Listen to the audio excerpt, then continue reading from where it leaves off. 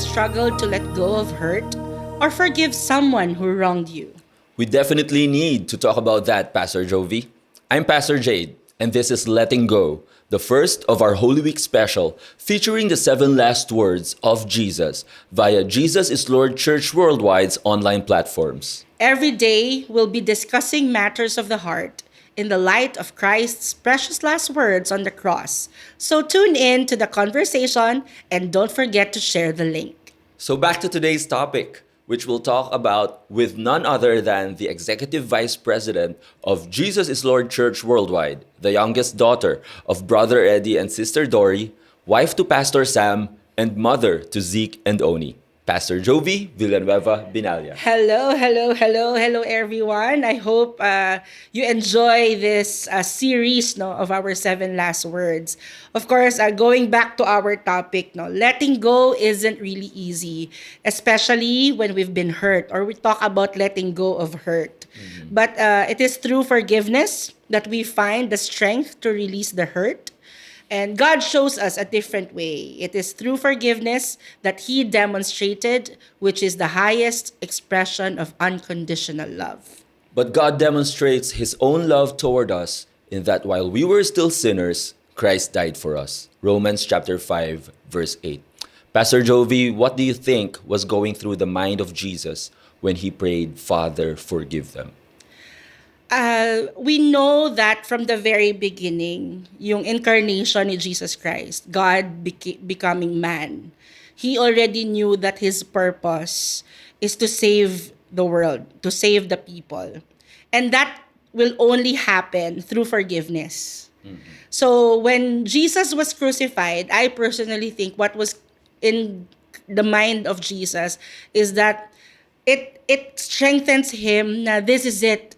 This is why I became man. So this is why for 33 years, I've been preaching, I've been healing, I've been restoring lives, I've been doing everything that I did for this purpose. Para mapatawad ang sangkatauhan, para mapatawad ang mga taong nagkasala sa Panginoon. And Jesus even forgave also. Yung forgiveness na yon also is made available for those who crucified Him. His love goes beyond the limitation of human mind, no? Kasi tayo parang hirap magpatawad pagka sinaktan tayo eh. Yes. Pero si Jesus, even those who crucified Him, even those who hurt Him, and we know na nasaktan si Jesus definitely. Kumbaga, beyond excruciating pagka pinag-aralan natin yung death ni Jesus Christ, alam natin na parang, of course, the crucifixion itself, no, the worst kind of death.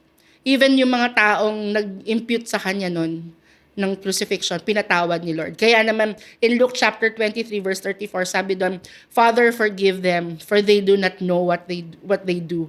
And they divided His garments and cast lots. Even anuhan pa nila yung damit ni Lord. Pero at that moment, ginawa ng available ni Jesus ang pagpapatawad sa kanila. Amen. I like what you said na yung forgiveness, releasing forgiveness was the strength, the power of Jesus so that He would go on and fulfill His mission. Yes. Kasi anong klase nga naman siyang Diyos at Lamb of God if He were not forgiving Himself? Yes. Yun ang parang distinct character ni Lord no, nagpapatawad. Yun din, hindi lang siya purpose kundi character. Wow. Kasi pwede naman ako lagi kong iniisip, pwede naman na gumawa na lang si Lord ng panibagong mundo para nagkasala yung mga tao, I'm just gonna make another world kung saan yung mga tao mamahalin ako. Pero yung love ni Lord caused Him na parang hindi, papatawarin ko sila. From the very beginning, papatawarin ko sila. Forgiveness was both His character and His purpose. Yes. Grabe. He was the consummate forgiver. Yes. Kaya dapat natin siyang tularan. Pastor Jovi, when we look at Jesus, forgiveness isn't just a concept. Diba? It's a reflection of His character and kanina nga, purpose.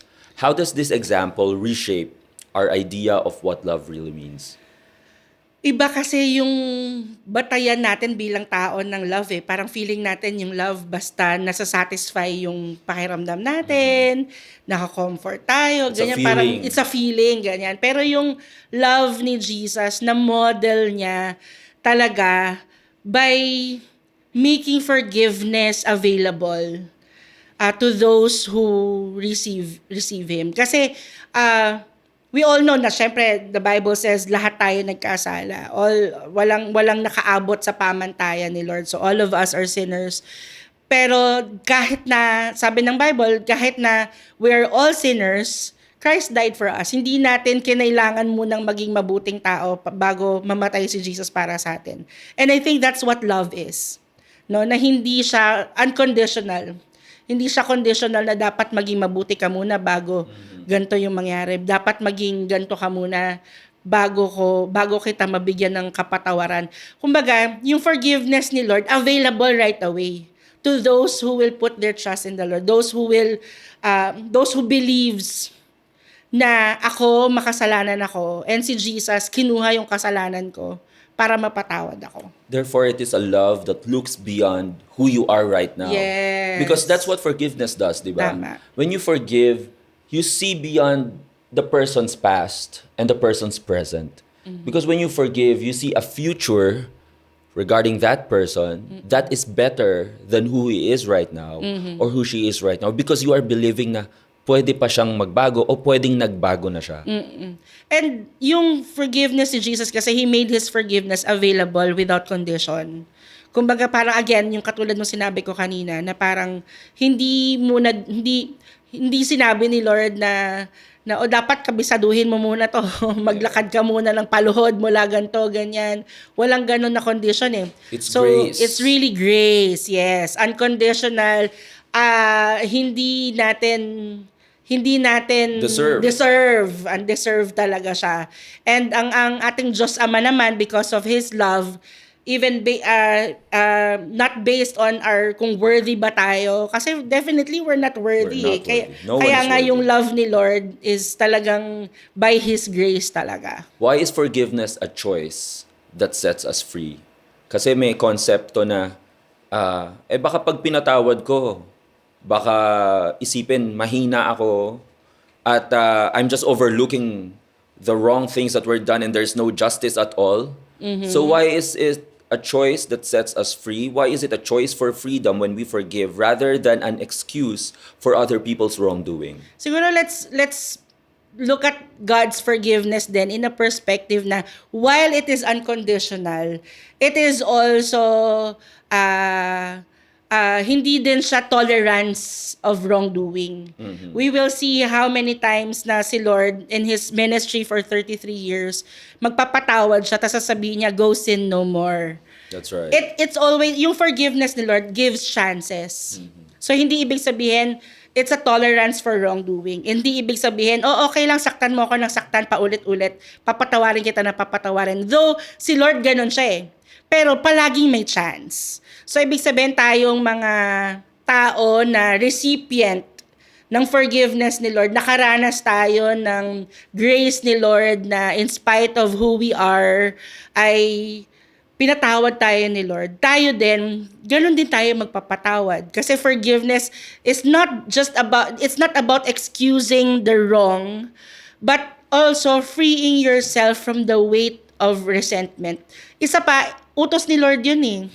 Kumbaga parang, sabi nga, I remember there's this Christian quote that we are more like Christ when we forgive. Amen. Kasi it is Christ who really demonstrated forgiveness. And so when we forgive the people who hurt us or the people around us, we are more like Christ. Kasi si Lord nagpatawad na siya. Kaya sabi dito, do not become angry with each other. If you think that someone has done something wrong against you, forgive them. Remember that the Lord has forgiven you, so you should also forgive other people. Sabi ng Colossians chapter 3, verse 13. Yeah, because there is no, non-forgiveness is easier. It's the way of the world, right? Yes. There is no discipleship in non-forgiveness. Because discipleship is a call to self-denial, taking up your Yes. cross, following Jesus. So if you're really gonna pursue the path of Jesus Christ and follow Him, kasama dun yung self-denial na even if it's hard, I'm gonna forgive. Because, like what you said, Pastora, God commanded it.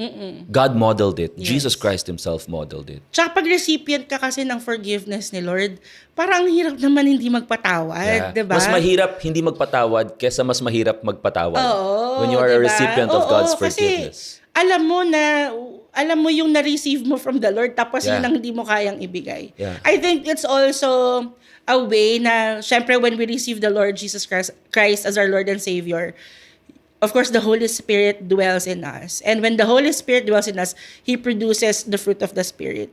And kasama doon yung kindness, yung love, yung gentleness. And so, pagka may ganun ka sa sarili mo, imposible hindi ka magpatawad. Kasi Amen. yung Spirit ni Lord nasa iyo. Amen. Parang wala tayong kaaway sa buhay. Oh, parang gano'n. Parang gano'n. Pero alam natin Yes, yan, yes. di ba? As human beings. Oh, as human being, Yes. nasaktan ka din at one point. People can still offend you, Oh, right? at saka wag din nating kalimutan yung truth na mahirap magpatawad.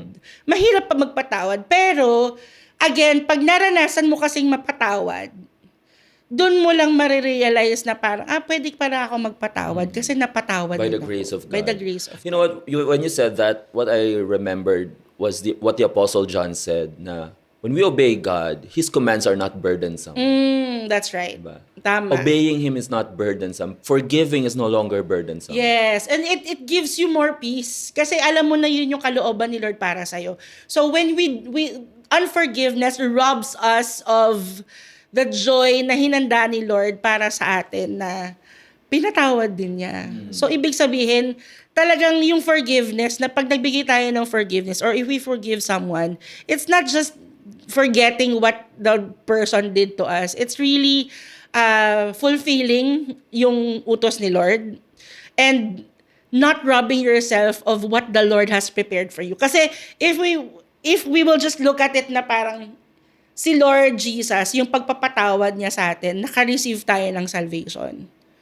So tayo, isipin mo yung pwede nating ma-receive once nagpatawad tayo. Diba? Aww. Amen. Amen. Amen to that. Amen. So, Pastora, how does this understanding shift our perspective on what it means to forgive compared to how we look at forgiveness in the past before receiving the grace of God? Siguro, it shifts na parang yung pagpapatawad ni Lord sa atin, naging mas mahalaga para sa atin na, kasi sa totoo lang, when we think about it, kung si Jesus hindi nagkatawang tao, ang dali para i-judge tayo. Ang dali para sa kanya na, kasi He is the ultimate judge din naman. Alam mo yun?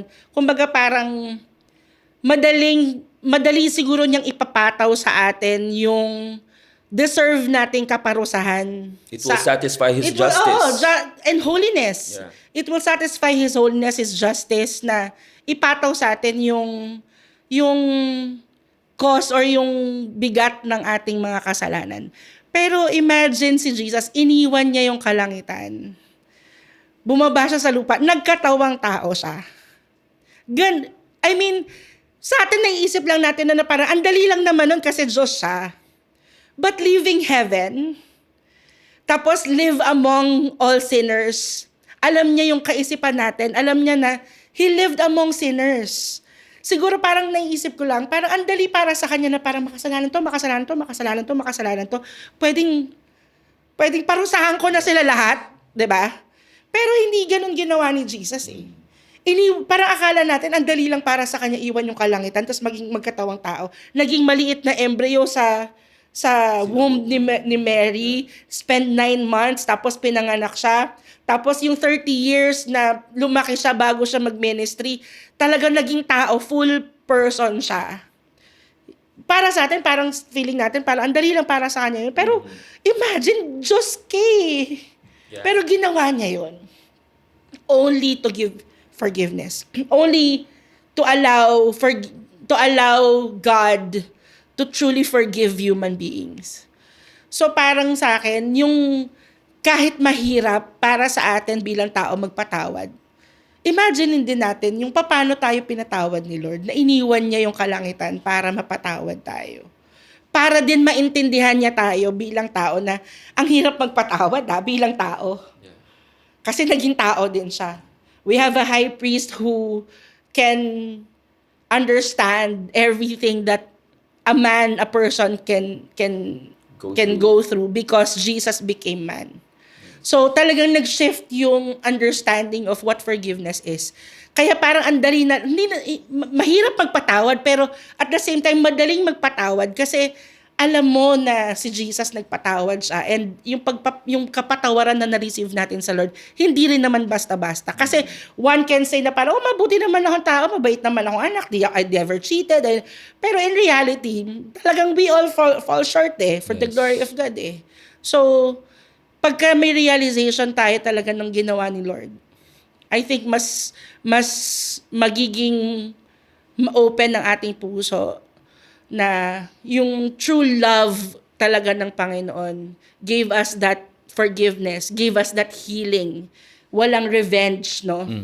Because God commanded us to let all bitterness, wrath, anger, clamor, and evil speaking be put away from you with all malice, and be kind to one another, tender-hearted, forgiving one another, even as God in Christ forgive you. Ito yung natin ng March, diba? Our theme. Even as God, through Christ, forgave us.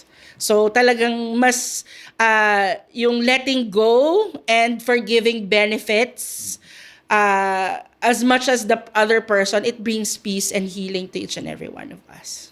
Pastor Jovi, what does the process of letting go look like? Grabe, ang lalim naman ito. Are there specific steps that we can take or practice to release hurt, bitterness, and resentment? If so, what are they, and how can we cultivate the strength to take those steps, especially when the pain runs deep? Ako, personally, I would like to share siguro personal experience in life. Una, syempre, you acknowledge the hurt first, na nasaktan ka. And hindi ibig sabihin nun, parang you have the right to rant to people, or the hurt is real, pero hindi ibig sabihin nun pwede kang makasakit ng iba. Ibig sabihin parang it's not a license. It's not a license to hurt someone. So you acknowledge it. You acknowledge it by going to God and telling the Lord na nasaktan ako, Lord. Totoo 'yun, maging totoo before the Lord. Be real to God. You tell the Lord na nasaktan ka. And ask the Lord for healing. Ask the Lord for strength. Again, mas madaling magpatawad pag alam natin na si Lord talaga yung kumikilos. Kasi ang pangit ng fake forgiveness, no? Na parang masabi mo lang na, papatawarin kita just because na kailangan. For the sake of. For the sake of. Or parang just because parang yun yung ine-expect sa akin bilang Kristiyano, kailangan magpatawad ako. Pero dapat talagang may genuine forgiveness. Pag galing sa Lord, yung strength to forgive. Amen. So, you acknowledge na nasaktan ka. Pangalawa, you allow the Lord to heal you from that pain. At saka siguro ako pinaka-importante, purpose. Parang feeling ko, when I keep unforgiveness in my heart, nami-miss ko yung purpose ni Lord sa buhay ko.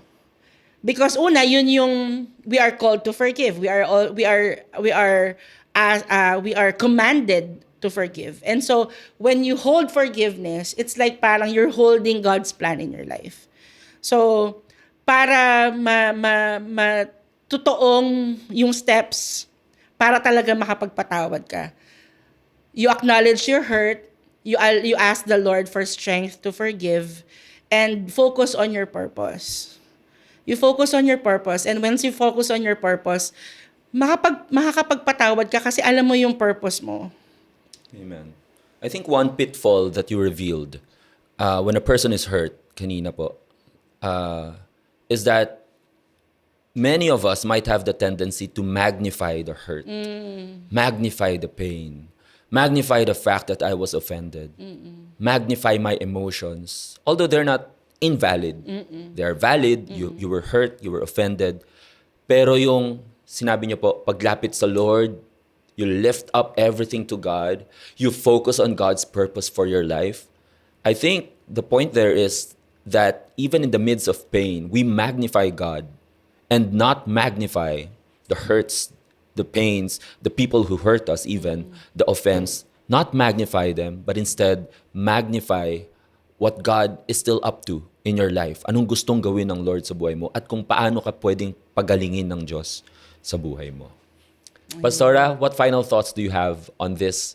One of the 7 last words of Jesus. Father, forgive them, for they know not what they do. I remember the story when Jesus was preaching and may dinalang woman that was caught in adultery sa kanya. At that time, the Pharisees wanted to trap Jesus. And then they asked, what are we gonna do? So ginawa ni Jesus, we all know, he stooped down and then he wrote sa dust. Nobody knows kung anong sinulat ni Jesus. Tapos the Pharisees kept demanding him. Parang, tell us what to do. And then si Jesus sabi niya, sige, whoever did not sin, cast the first stone. And then he went down again, and then he stooped down again, and then wrote sa ground. And then one by one, starting from the oldest, went away. And then pagtayo ni Jesus, it was only Jesus and that woman standing there.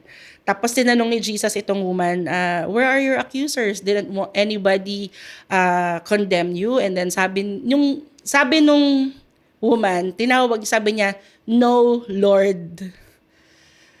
No, Lord. Naiyak ako.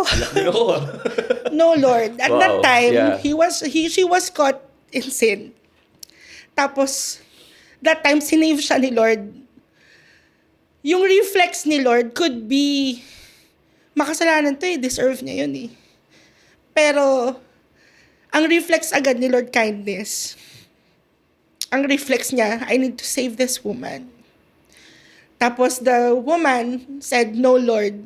At that time, that woman acknowledged Jesus as Lord. At that time, yung word lang na yon na tinawag niyang Lord si Jesus. In-acknowledge niya si Jesus na Lord. In-acknowledge niya na siya yung magsisave sa akin.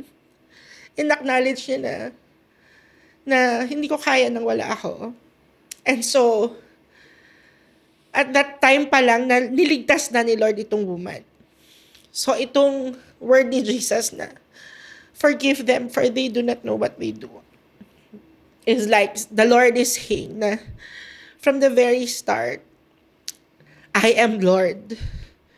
And because I am Lord, I can forgive. Yung